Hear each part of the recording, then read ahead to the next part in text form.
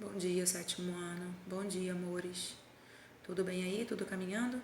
Passando então para corrigir o nosso material. Espero que vocês tenham feito, né?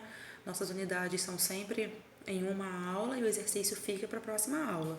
Eu dou a aula e o exercício automaticamente fica para a próxima aula, né? A gente vem fazendo assim desde o sexto ano, né? No oitavo ano também será assim, é assim que funciona, né? Os exercícios vão ficando e a gente vai organizando o livro, né? Então, o material estando pronto, agora a gente vai partir para a correção, tá? A gente está aqui nesse módulo, vou voltar aqui, desculpa, sociedades africanas, a gente está falando de África, aqui a gente fecha o nosso caderno 1, unidade 4 do caderno 1. Eu estou trazendo aqui, o livro está trazendo para a gente a importância da oralidade, né? Que era a maneira, é a maneira como os africanos, os nossos indígenas também aqui, utilizam para transmitir os conhecimentos de mundo, transmitir os seus conhecimentos aí, né, a respeito da sua sociedade, do que eles conhecem do mundo, é através da oralidade, através da fala, tá? Eu tenho aqui o número 2, África é um continente de muita riqueza científica e cultural. Pessoal, esses povos africanos, a gente está falando aqui, né, dentre muitos, o livro cita Yorubá, Mali e Gana, mas nós temos inúmeros, né?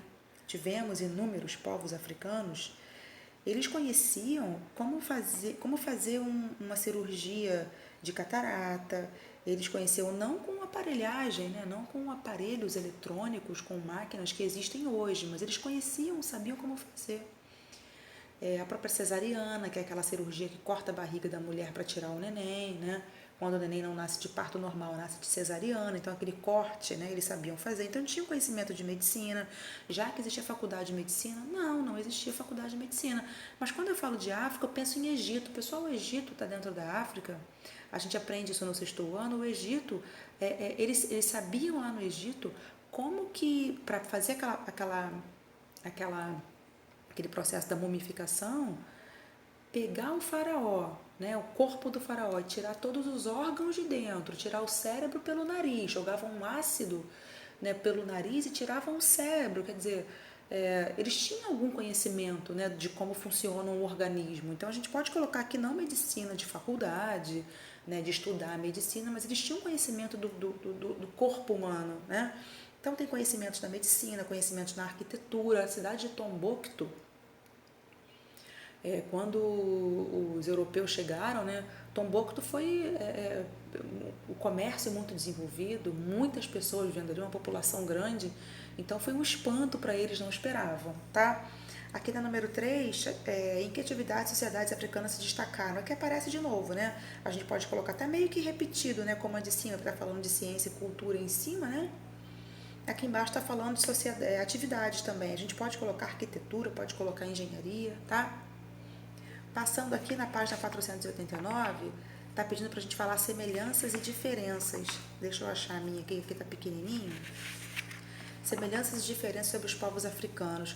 O que a gente pode colocar de semelhança, aí eu posso colocar a história dos europeus terem vindo, terem dizimado, terem passado por cima como um rolo compressor, né? Tanto no século XV quanto no século XIX, né?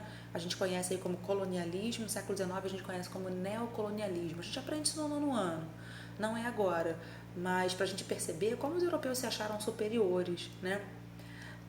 E diferenças, tem inúmeras diferenças, né, gente? Quando a gente fala África, a gente pensa que os povos são todos iguais, né? Que eram todos iguais. E é um engano, né, pensar.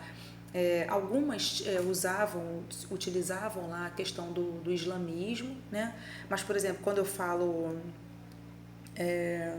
o Mali era islâmico, quando eu falo Gana, por exemplo, não era islâmica, né? Quando eu falo de localização, a localização era diferente.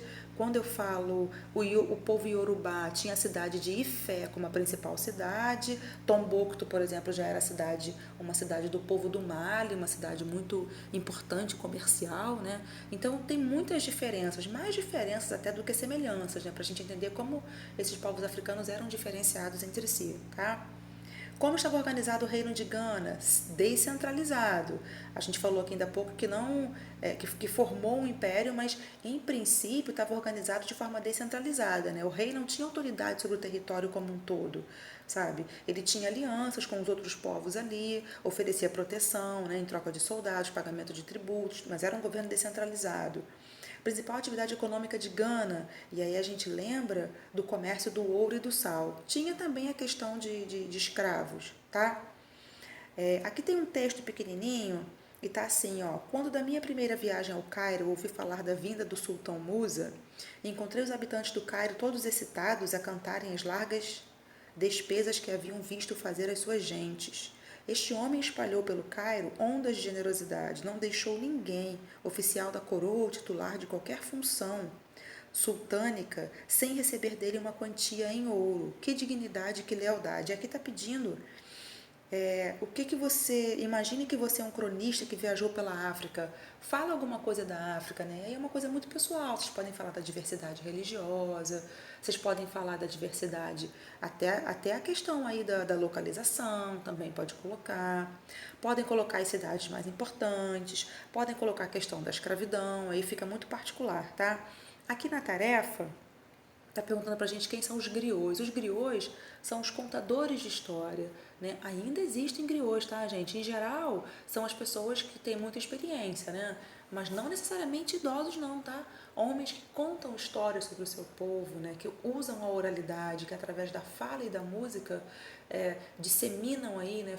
Falam para as gerações mais novas sobre a história do seu povo, tá? Por que eles são tão importantes? A ideia do griot, da importância do griot, é porque ele vai passando esse conhecimento de mundo para as outras gerações, e os filhos dessas outras gerações e os netos vão ficar sabendo dessas histórias, né, do povo africano. Então é manter viva essa memória, tá? Do povo africano. Eu viro aqui tem um mapa que está pedindo para vocês pintarem. Eu coloquei aqui, olha, a posição direitinha do vermelho onde está a Nigéria, que fui eu pintando, tá, gente? Está meio amador, só para vocês terem uma noção. O verde é onde está o Mali, e o marrom pintei com lápis aqui, que eu não tinha canetinha nem coisa, nem lápis de cor. Marrom, tá? Ah, aqui embaixo tem um Você Aprendeu, que eu acabei tirando foto, mas tirei foto aqui do meu mapa, e o Você Aprendeu não veio.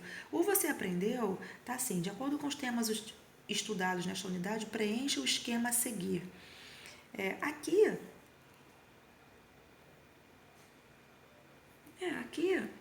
tem o que eu sabia de África, o que você imaginava da África, está do lado esquerdo. O que te chamou mais atenção é pessoal, mas o que você aprendeu eu posso colocar diversidade de povos, diversidade de cultura, diversidade de idioma, diversidade de dialetos, diversidade de religião, né?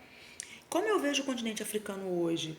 É importante a gente ver o continente africano hoje com a questão do respeito, da reparação. Quando você pensa que o europeu vai para a África lá no século, perto de 14, século 15, né, que Portugal botou o pé lá em Celta, e começa a explorar aquela região, começa a se achar superior, tá na hora de ter respeito com o negro, né? Tá na hora de ter respeito com esse povo africano, com os descendentes, com os remanescentes, né? Os quilombos, por exemplo, são lugares onde as pessoas que são filhas, né, netos, filhos, bisnetos, tataranetos, inclusive de escravos, vivem. E até hoje estão em busca da questão da terra, da questão de ter um lugar para viver, porque o governo não ajuda muito nesse sentido, né? A gente falou isso lá na videoaula. Então, é importante essa reparação com o povo africano, tá? E com seus filhos, com seus netos, tataranetos, tá? Eu vou fechar aqui essa correção e daqui a pouquinho eu volto para a gente poder falar do próximo módulo, tá bom? Segura aí que eu já estou voltando. Beijo.